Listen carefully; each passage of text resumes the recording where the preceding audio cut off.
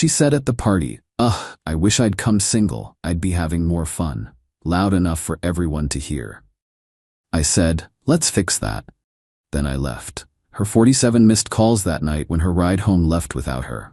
I, 29 male, took Madison, 27, to Austin's birthday party last Saturday. We'd been together 18 months, and honestly, things had been feeling off for a while. She'd been making little comments here and there about how I wasn't fun enough, or how I never wanted to do anything exciting. Translation, I had a normal job and didn't want to blow money at clubs every weekend. The party was at Austin's place. He's Madison's college friend, part of that group she's always talking about. The fun crew. They all have marketing jobs or work in social media, make decent money, and act like they're still in a frat house. I drove us there. My car, my gas. Standard arrangement since Madison's lease ended, and she didn't see the point in getting another car when I could drive us everywhere. Should have been a red flag, but I'm getting ahead of myself. Party was exactly what I expected. Loud music, people doing shots, everyone talking about their content and personal brand. I'm in software development. We don't really speak the same language, but I tried. Made conversation, nursed a beer, stayed near Madison. Around 10 p.m., she was 3 drinks deep and holding court with her friends near the kitchen island. I was maybe 15 feet away, talking to Austin's roommate about sports. Then I heard it. Madison's voice, loud enough to cut through the music. "Ugh, I wish I'd come single tonight. I'd be having so much more fun." Everyone in that kitchen heard it. Her friends laughed. A couple people glanced at me. My face went hot. I walked over. "Hey, can we talk for a sec?" She rolled her eyes. "Oh my God, Connor, I'm just joking around." Didn't sound like a joke. "You're being sensitive. Go get another drink or something." Her friend Isabel snickered. "Yeah, Connor, lighten up."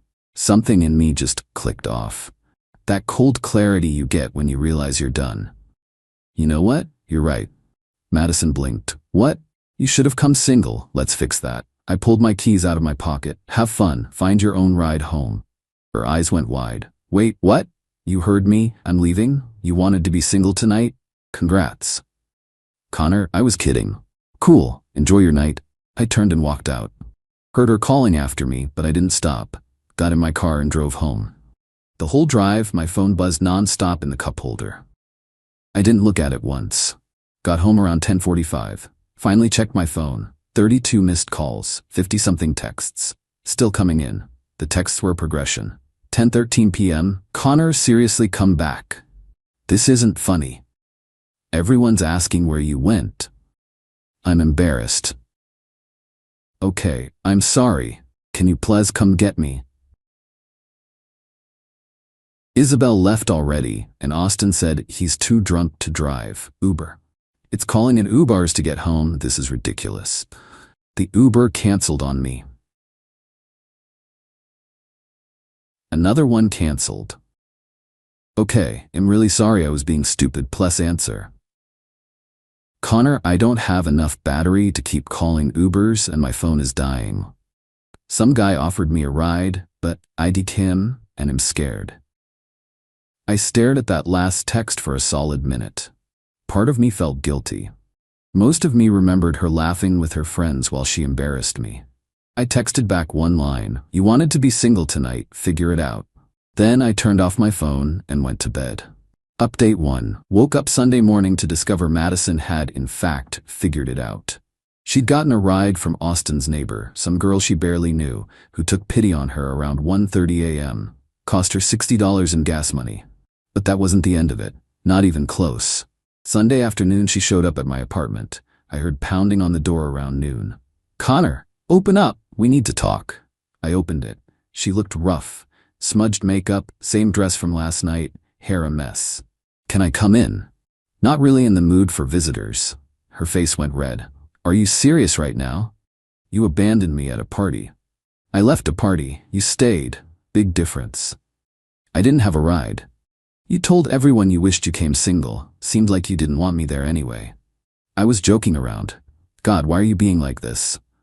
"Like what? Someone who doesn't appreciate being disrespected in front of your friends?" "Disrespected?"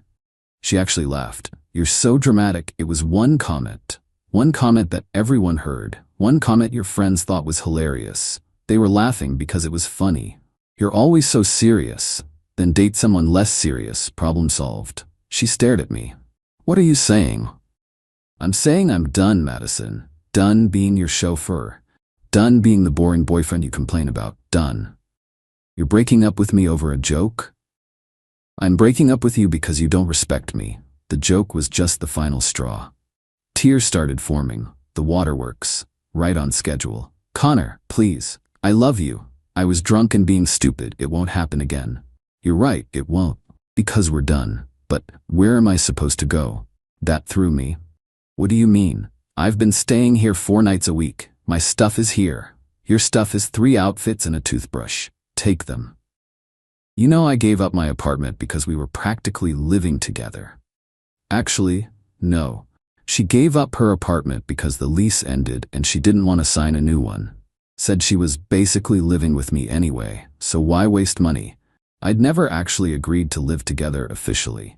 That was your choice. I never asked you to move in. Are you kidding me right now?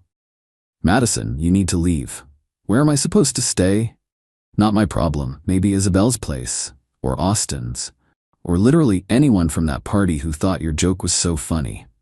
She started full-on crying. I can't believe you're doing this to me. I didn't do anything. You made your choice at that party. I'm making mine now. You're an asshole. Maybe. But I'm an asshole who's not wasting any more time on someone who doesn't respect him. She grabbed her stuff, which really was just some clothes and toiletries, and stormed out. Slammed the door hard enough to rattle the frame. Felt weird after she left. Not sad, exactly. More like relieved. Then Monday morning, the real fun started.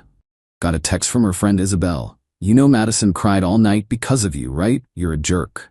Blocked. Got a call from Austin. Answered out of curiosity. Dude, what the hell? Madison's devastated. She'll get over it. Over a joke? You're really ending things over that? Did you hear what she said? Yeah, it was funny. You're being uptight. Cool, thanks for your input. Hung up. Then came the Instagram post. Hudson posted a long story about toxic relationships and emotionally abusive men who abandon you for one mistake. Tagged it with about 50 mental health hashtags. Didn't respond. Didn't even look at it more than once, but apparently it got attention. Started getting DMs from people we knew. Some supportive, some asking what happened, some straight up calling me names. The best one came from Madison's sister, Peyton. She called Tuesday evening. You left my sister stranded at a party? In the middle of the night? I left at 10 p.m. She stayed, at a party with dozens of people she knew, hardly stranded. She had to get a ride from a stranger. She had to get a ride from someone at the party, after her friends all left. That's called consequences. For what? Making a joke? For publicly humiliating me, and then acting like I should just take it. You're unbelievable. She gave up her apartment for you. She gave up her apartment because she didn't want to pay rent. I never asked her to move in. She's been staying with me since Sunday, and she's a mess. You need to apologize. I'm good, thanks. You're heartless. I'm someone who finally stopped letting your sister treat me like convenience. There's a difference. She hung up on me. Wednesday, things escalated. Madison texted from a new number. We need to talk about getting my stuff back. You took your stuff Sunday. No, my actual stuff. The clothes at your place, my hair straightener, my laptop charger, the groceries I bought. I went and looked. She'd left maybe 2 more outfits, a hair straightener, and yeah, a laptop charger. The groceries she bought were a carton of almond milk and some yogurt cups, maybe $8 worth of stuff. You can pick it up Saturday, between 2 to 4 p.m. Let me know when you're coming. Can't you just drop it off at Peyton's? Nope. Why are you being like this? I'm not your delivery service. You want your stuff? Come get it. I'm not coming there alone. Bring Peyton, or Isabel, or Austin. Don't care. Saturday came. She showed up at 2:30 with Peyton and another friend I didn't know. I had everything in a box by the door. Opened the door, handed Peyton the box. Everything's there. Madison tried to look past me into the apartment. Can I just? No. Everything you left is in the box. What about the $200 I gave you for utilities last month? I blinked. You never gave me $200 for utilities. Yes, I did. In cash. Madison, you never once paid utilities or rent or anything. Peyton jumped in. She said she was contributing. Then she lied. Check your bank statements. Find the withdrawal. I'll wait. Madison's face went red. I can't believe you're being this petty over money. I'm not being petty. I'm being accurate. You never paid utilities. You never paid rent. You stayed here for free while complaining I wasn't fun enough. Because I was your girlfriend. You're supposed to take care of me. And there it was. The entitlement, fully on display. We're done here. I closed the door. Heard them talking outside for a few minutes. Lots of angry muttering. Then they left. Update 2. The week after the stuff pickup, Madison went scorched earth. First, she and her friends started leaving reviews on my company's public pages. Nothing directly about me, but stuff like, this company hires people with no integrity and would never work with a business that employs someone who abandons women at parties.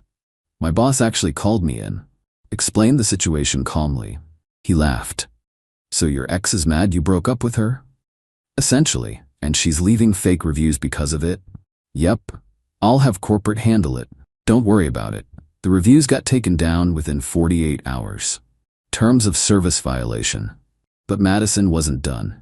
She started texting my friends, the ones she'd met through me over the past 18 months. One of them, Trevor, sent me screenshots. Madison, hey, I know we don't talk much, but I wanted you to know what Connor did to me. Madison, he left me at a party alone at night, and now he won't even talk to me. Madison, I've been literally homeless, staying on my sister's couch, and he doesn't even care. Trevor's response, Madison, I was there that night. I heard what you said. Connor wasn't in the wrong. It was a joke. Jokes are supposed to be funny. She'd sent similar messages to 3 other friends. All of them told her some version of the same thing. She blocked all of them. Then came the Venmo request. $450 with the note, for rent, utilities/food from the last month. I denied it with my own note, never agreed to financial support. She sent another one, $280, gas money for driving me everywhere for 18 months. Denied. You never offered to pay, not my problem. She sent a third one, $125, emotional damages. I screenshotted all 3 and posted them to my close friend's story with the caption, "The audacity." Got a lot of supportive messages, including one from her college friend Nathan, who I'd met a few times. Bro, Madison told everyone at Austin's party last night that you're financially abusing her by withholding her money. Just wanted you to know she's lying. Financially abusing her. By not giving her money she never had a claim to. The logic was impressive. The following Tuesday I got a letter. Actual certified mail, from a lawyer. My heart sank for a second. Opened it. Read it. It was a cease and desist letter, demanding I, 1. Stop harassing Madison. 2. Return her property, unspecified. 3. Pay her $800 in owed financial compensation. 4. Remove all social media posts referencing her. I read it 3 times. Then I noticed the lawyer's name and firm. Googled them. It was one of those pay $100 and we'll send a scary letter services. Not a real legal threat. I ignored it. But I did call my own lawyer. My college roommate from way back, Dennis, who specialized in family law. Connor, you got a letter from an online legal threat service. It's worth less than the paper it's printed on.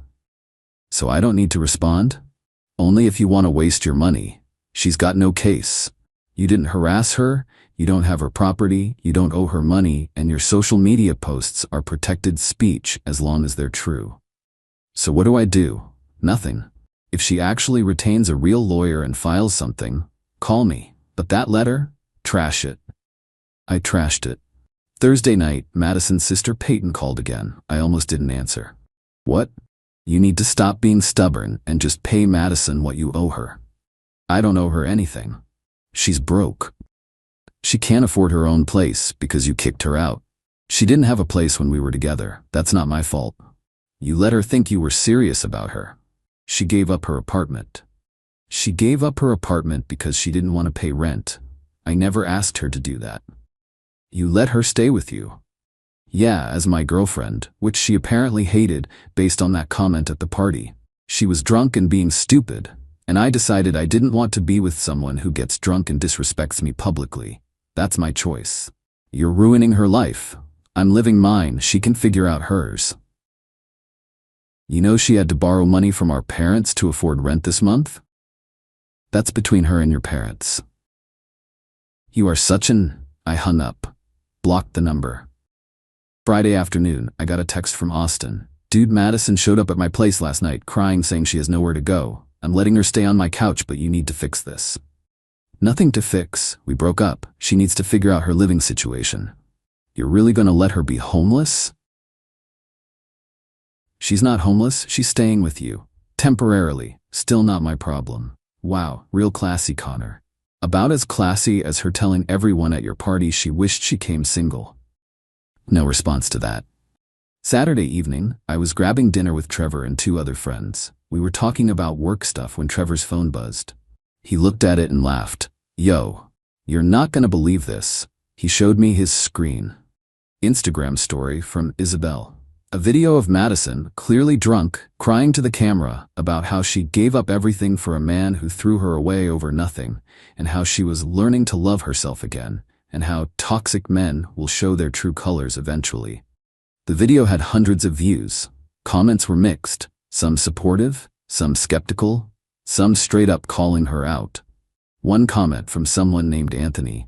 Weren't you the one who said you wished you came single at the party? That's what started this, right? Isabel's reply. That's taken out of context. Anthony, I was there. She said it loud enough for everyone to hear, including Connor. Wasn't taken out of context at all. Trevor scrolled down. More people from the party were commenting. The narrative was falling apart. She really thought no one would call her out? Trevor shook his head. Entitled people always think they're the victim, I said. The next day, Nathan messaged me. Madison got into a fight with Austin. He's kicking her out. Thought you should know she's probably gonna come after you again. Thanks for the heads up. Sure enough, Sunday night, doorbell rang. I checked the camera. Madison, Peyton, and someone who looked like their mom. I didn't open the door. Spoke through the camera. What do you want? Madison's mom spoke up. Young man, we need to talk about this situation. No, we don't. My daughter is in crisis because of you. Your daughter is in crisis because she made bad choices. That's not my problem. You will not speak about my daughter that way. Then leave my property. Madison started crying. Connor, please? I'm sorry. I'm really, really sorry. Can we just talk? We have nothing to talk about. I know I messed up. I know I said something stupid. But you're really gonna throw away 18 months over that? I'm not throwing anything away. You did that at the party. I'm just not picking up the pieces. I have nowhere to go. That's not my responsibility. You owe me. Her voice changed. Angry now. I gave up my apartment for you. No, you didn't. Stop lying. I stayed with you. I was your girlfriend. You're supposed to help me. I don't owe you anything, Madison. We're done. Move on. You're just like every other asshole guy. You use women and throw them away. I didn't use you. You used me. Free place to stay, free rides everywhere, free everything. And you complained the whole time. I'm done being used. Her mom jumped back in. How dare you? I ended the camera connection. Turned the volume off. Let them yell at the door for another 10 minutes before they finally left. Final update. It's been 5 weeks since the party. Things have finally settled down. Madison stopped trying to contact me after the doorstep incident. Heard through Nathan that she moved back to her hometown about an hour away, staying with her parents. Apparently, they're making her pay rent and contribute to groceries. She's not happy about it. Peyton sent one final text from yet another number. I hope you're happy. Madison had to quit her job and move home because of you. I blocked it without responding. But according to Nathan, that's not what happened. Madison got fired from her marketing job for too many unexcused absences. She'd been calling out sick when really she was just hungover or didn't feel like going. They warned her twice. She did it again. They let her go. The narrative she's spinning is that she had to leave town because I made her life impossible.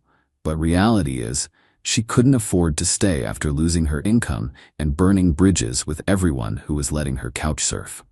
Austin apparently told her she needed to find somewhere else to stay after she kept expecting him to feed her, drive her places, and basically fund her life. When he asked her to chip in for groceries, she called him cheap. He kicked her out the next day.